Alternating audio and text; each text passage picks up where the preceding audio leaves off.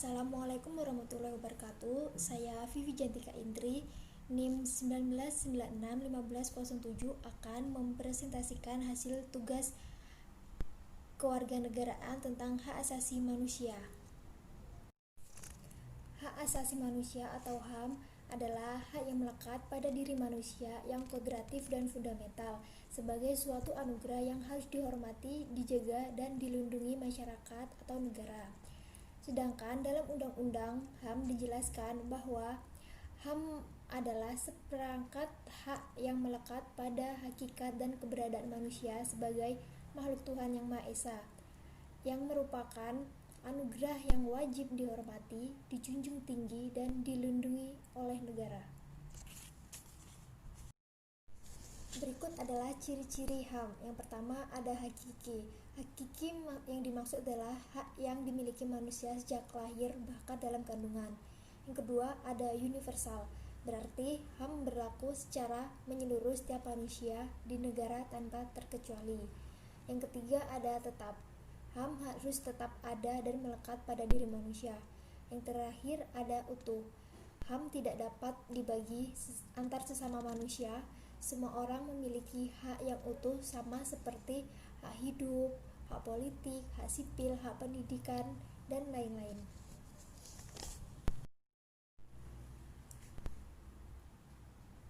Selanjutnya ada macam-macam HAM. Yang pertama ada hak asasi pribadi seperti hak tempat tinggal, hak berpindah-pindah tempat. Yang kedua ada hak asasi politik seperti kita mengikuti politik pemerintah. Yang ketiga ada hak asasi hukum, kita mendapat perlakuan hukum yang sama. Selanjutnya ada hak asasi ekonomi, kebebasan jual beli. Terus ada hak peradilan di mana kita mendapatkan kebebasan pembelaan hukum pengadilan. Dan yang terakhir ada hak asasi sosial budaya.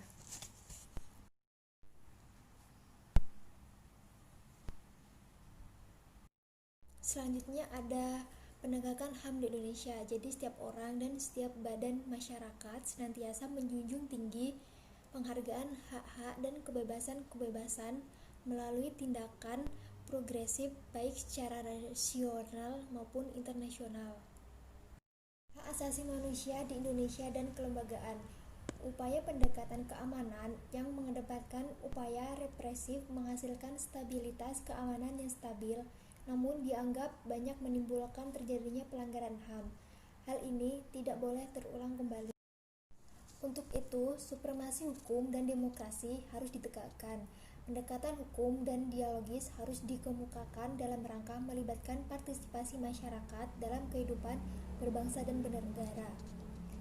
Perlunya lebih memberikan desentralisasi melalui otonomi daerah dengan penyerahan berbagai kewenangan dari pemerintah pusat kepada pemerintah daerah.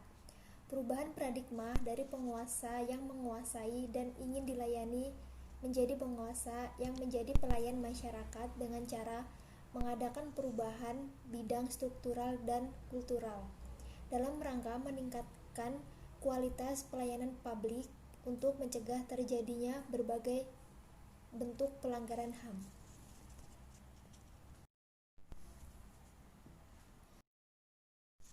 Dalam upaya perlindungan dan penegakan HAM telah dibentuk lembaga-lembaga resmi pemerintah seperti Komnas HAM, Komisi Nasional Anti Kekerasan Terhadap Perempuan, Peradilan HAM, dan lembaga-lembaga yang dibentuk oleh masyarakat terutama dalam bentuk LSM Pro Demokrasi dan HAM.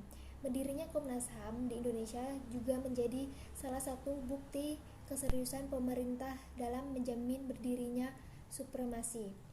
Komnas HAM berfungsi sebagai lembaga untuk menegakkan perlindungan HAM di Indonesia. Sekian presentasi dari saya. Mohon maaf selebihnya jika ada kesalahan dan kekurangan kata. Terima kasih. Assalamualaikum warahmatullahi wabarakatuh.